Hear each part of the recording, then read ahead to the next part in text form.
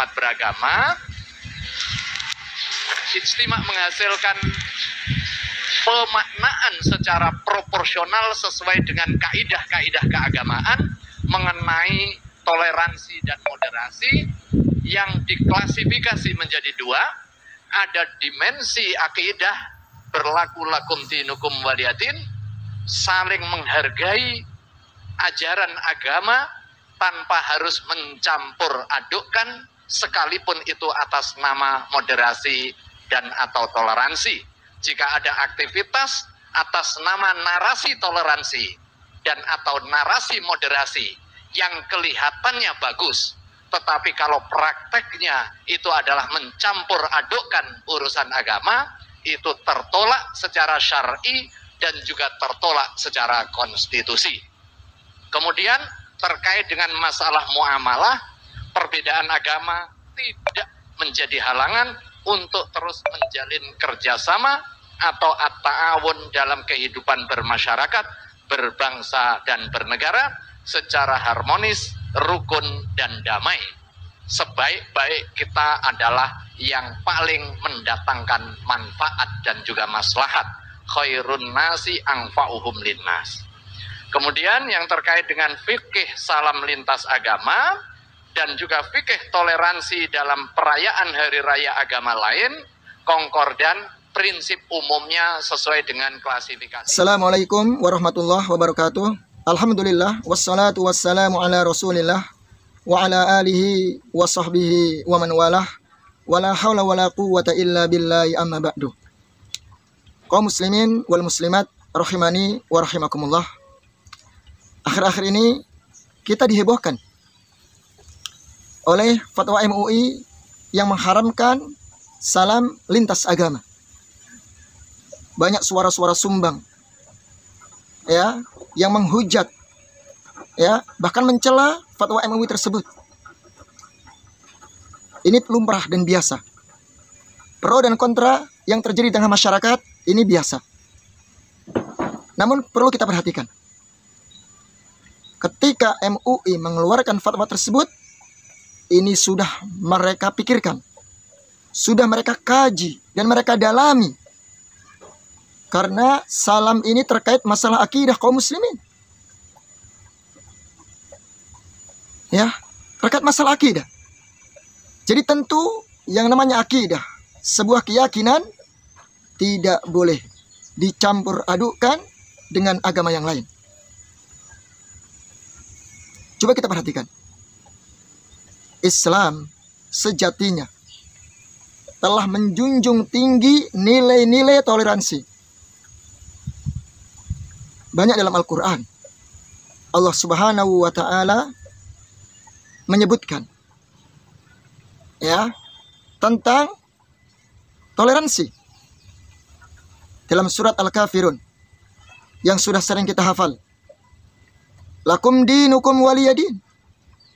Bagi kalian agama kalian, silahkan monggo. Dan bagiku agamaku.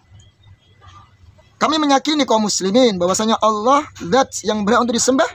Ya, ini keyakinan kami. Kalau keyakinan kalian menyembah kepada selain Allah, silahkan. Itu keyakinan kalian.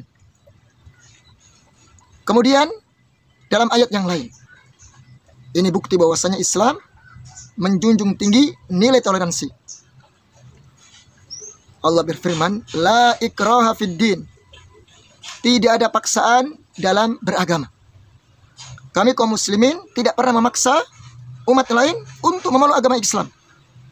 Gak ada paksaan. Tayyib. Ini menunjukkan toleransi. Kemudian dalam masalah muamalah, interaksi, Islam sudah menjelaskan. Perhatikan dalam firman Allah Subhanahu wa ta'ala. La yanhaakumullahu 'anil ladzina lam yuqatilukum fid din wa lam yukhrijukum min diyarikum an tabarruhum wa tuqsitu ilaihim. Innallaha yuhibbul muqsitin. Di sini Allah Subhanahu wa ta'ala tidak melarang kalian berbuat baik kepada mereka orang-orang kafir selama mereka tidak memerangi kalian, selama mereka tidak mengusir dari rumah-rumah kalian. maka berbuat baiklah kepadanya. Subhanallah. Innallaha yuhibbul muqsitin. Sesungguhnya Allah Subhanahu wa taala mencintai orang-orang yang berbuat adil. Kemudian dalam ayat yang lain, Islam juga menjunjung tinggi nilai toleransi. Allah berfirman, "Wala yajrimannakum syana'anu qaumin alla ta'dilu. I'dilu huwa aqrabu littaqwa." Jangan sampai kezaliman suatu kaum menjadikan kalian tidak bisa berbuat adil. Maka berbuat adillah sekalipun kepada orang-orang kafir. I'dilu huwa aqrabu littaqwa. Karena keadilan ini mendekatkan kepada ketakwaan. Dalam surat yang lain, di ayat yang lain surat At-Taubah, Allah berfirman, "Wa in ahadum minal musyrikin astajaraka fa'ajirhu hatta yasma'a kalam Allah." Jika salah seorang musyrik, orang kafir, yang mereka meminta perlindungan kepadamu, maka lindungilah dia. Lihat bagaimana Islam bersifat toleransi sampai mereka mendengarkan kalam Allah Azza wa Jalla. Ini bukti bahwasanya Al-Quran telah menjelaskan nilai-nilai toleransi kepada umatnya. Namun perlu kita perhatikan, yang dimaksud toleransi di sini adalah kita menghargai perbedaan mereka, siap untuk hidup di tengah masyarakat atas perbedaan-perbedaan keyakinan mereka, dan kita tidak mengganggunya dalam urusan ibadahnya. Kita tidak mencela atau mengganggunya. Ketika mereka berinteraksi dengan kita, kaum muslimin, dalam urusan duniawi, maka kita pun secara tidak langsung, bahkan wajib untuk berbuat baik kepada mereka. Ini jelas dalam urusan muamalah, urusan bermasyarakat. Kita harus bersifat adil, berbuat baik kepada mereka. Baik. Namun ingat, tidak dalam urusan akidah dan tidak dalam urusan ibadah. Ini berbeda. Karena salam, ingat salam ini merupakan ibadah. Salam ini kan doa. Dan doa adalah ibadah. Nabi kita alaihi salatu wassalam menyebutkan ad-du'a huwal ibadah. Doa itu adalah ibadah. Ya. Berarti yang namanya salam tidak bisa dipisahkan dengan yang namanya ibadah. Karena ini perkara ibadah, maka kita kaum muslimin secara tegas tidak boleh meminta kepada selain Allah Azza wa Jalla. Salam adalah doa. Doa permintaan. Dan Tuhan kita, Rabb kita hanya Allah Subhanahu wa taala yang berhak untuk diminta. Maka wajib bagi kaum muslimin cukup mengucapkan Assalamualaikum. Semoga ya Allah Subhanahu wa taala mencurahkan keselamatan atas kalian. Tidak perlu dicampur adukan dengan salam-salam dari agama yang lain. Seperti salam orang Buddha. Namo Buddhaya. Ya, Namo Buddhaya. Kemudian salam umat Hindu. Om Swasti Astu. Karena di situ ada bentuk panggilan, seruan kepada sesembahan-sesembahan dari selain Allah Azza wa Jalla. Maka tentu tidak bisa dicampurkan antara yang hak dan yang batil. Karena makna kalimat la ilaha illallah, tidak ada sesembahan yang berhak disembah kecuali Allah Azza wa Jalla, berarti menunjukkan bahwa kita wajib kaum muslimin menetapkan hanya Allah satu-satunya zat yang disembah dan mengingkari, menafikan seluruh sesembahan dari selain Allah Azza wa Jalla. Jelas sampai sini? Karena salam mengandung doa, dan doa adalah ibadah, dan ibadah hanya ditujukan kepada Allah Subhanahu wa taala. Jika umat Islam mengucapkan salam dengan menggunakan bahasa-bahasa dari orang-orang kafir, maka sungguh ini dalam bentuk permintaan. Berarti dia membenarkan sesembahan-sesembahan dari selain Allah Azza wa Jalla. Dan ini merusak kalimat tauhid la ilaha illallah. Dan kita perlu perhatikan juga bahwa kalau salam itu adalah doa, berarti ini bukan perkara yang sifatnya basa-basi, tidak. Karena menyangkut akidah dan keyakinan. Ya, menyangkut akidah dan keyakinan. Maka nggak boleh kemudian dikatakan ini hanya basa-basi, ini hanya sekedar untuk toleransi. Taib. Wallahi tidak demikian. Toleransi cukup kita menghargai mereka, tidak mengganggu ibadah mereka, tidak menyakiti mereka. Sudah cukup. Tidak perlu kemudian berdoa dengan menyebut nama-nama Tuhan mereka. Tidak demikian. Ya, maka seulangi lagi, saya sangat setuju dan sangat mengapresiasi fatwa MUI ya yang menyatakan haramnya salam lintas agama. 1000% saya setuju dan sepakat untuk membentengi akidah kaum muslimin. Oleh sebab itu kaum muslimin, rahimani wa rahimakumullah. Pentingnya kita belajar akidah Ahlussunnah wal Jamaah. Belajar tauhid dengan benar. Sehingga dalam urusan-urusan seperti ini kita akan paham. Ini mudah dipahami insya Allah bagi mereka yang mau belajar. Tapi sebagian yang lain menganggap ini sesuatu yang tidak toleransi. Tidak demikian.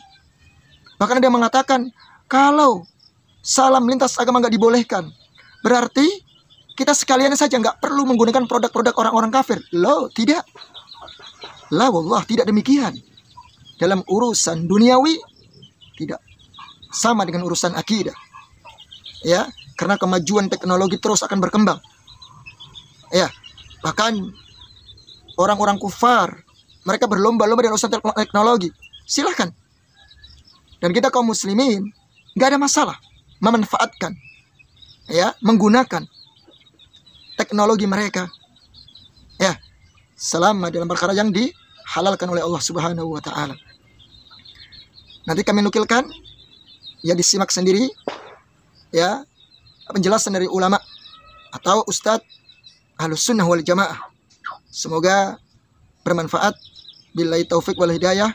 Wassalamualaikum warahmatullahi wabarakatuh. Tafsirnya adalah la ma'budu haqqun illallah. Tidak ada yang berhak disembah kecuali Allah. Dan rukunnya ada dua. Rukun yang pertama adalah an-nafyu, penafikan, yang terkandung di dalam la ilaha. Artinya kita ingkari, kita salahkan, dan kita jauhi semua bentuk peribadahan kepada selain Allah. Dan rukun yang kedua al-itsbat, penetapan, yang terkandung di dalam illallah. Artinya kita tetapkan keimanan kita bahwa yang berhak disembah hanya Allah yang satu saja. Makanya jemaah sekalian, orang yang tahu arti la ilaha illallah, dia tidak kaget mendengar alhamdulillah fatwa MUI yang terbaru, haram bagi seorang muslim mengucapkan salam agama lain, karena dalam salam mereka mengandung doa kepada sesembahan mereka selain Allah. Dan Rasulullah SAW menegaskan ad-du'a'u huwal ibadah.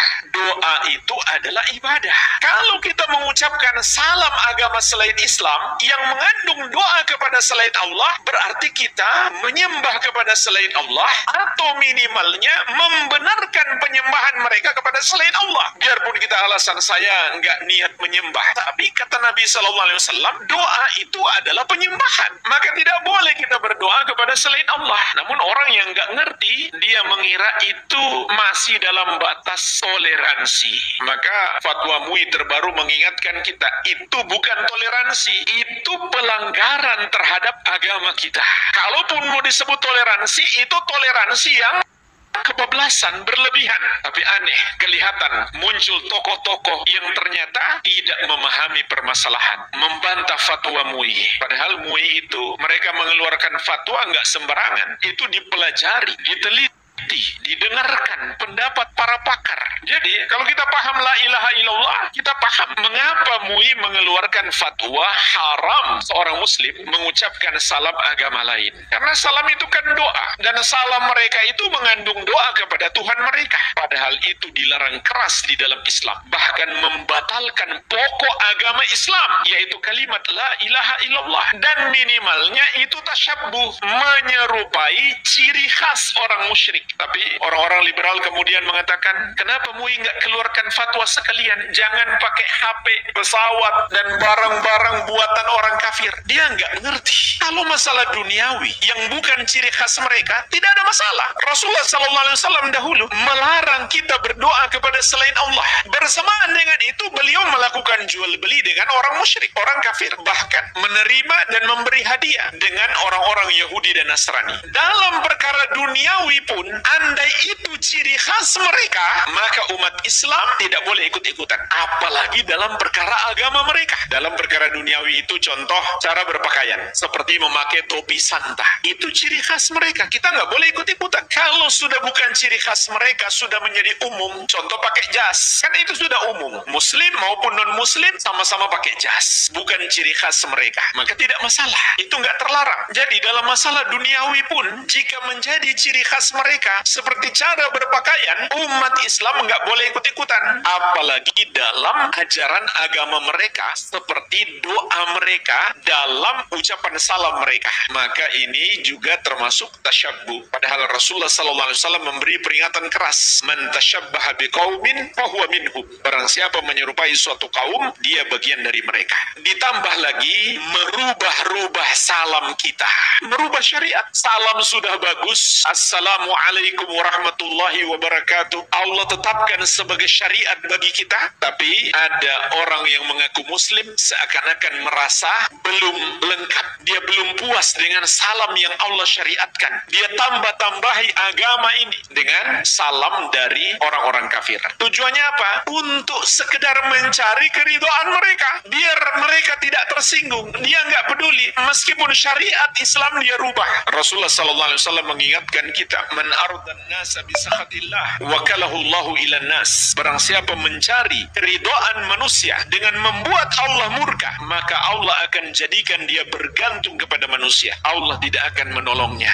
Dan juga salam itu kan ibadah. Kalau kita rubah-rubah salam kita, maka Rasulullah SAW mengingatkan kita, man amila amalan laisa alaihi amruna fahuwa raddun. Barang siapa mengerjakan satu amalan, tidak ada padanya petunjuk dari kami, maka amalan tersebut tertolak. Dan mengandung tuduhan, Islam ini belum sempurna, sehingga perlu ditambah. Juga mengandung tuduhan, Nabi Muhammad SAW belum mengajarkan semua kebaikan, sehingga perlu ditambah kebaikan yang lain, yaitu ucapan doa, ucapan salam yang lain yang tidak beliau ajarkan. Padahal tugas beliau mengajarkan semua kebaikan, dan semua sudah beliau ajarkan, sehingga Allah menegaskan, al-yawma akmaltu lakum dinakum. Pada hari ini telah kusempurnakan untukmu agamamu. Dalam tafsir ayat ini kata Imam Ibnu Katsir rahimahullah, karena agama kita sudah sempurna, kita nggak membutuhkan lagi yang lain. Sudah cukup. Kalau kita seakan masih butuh kepada yang lain, lalu kita tambahkan ke dalam Islam, secara tidak langsung kita menuduh agama ini belum sempurna, atau sudah sempurna, tapi Nabi Muhammad SAW belum mengajari semuanya. Berarti beliau tidak melakukan tugasnya sebagai seorang Rasul untuk mengajarkan semua kebaikan yang telah sempurna tersebut. Ternyata masih ada yang belum beliau ajarkan. Seakan-akan mereka ingin berkata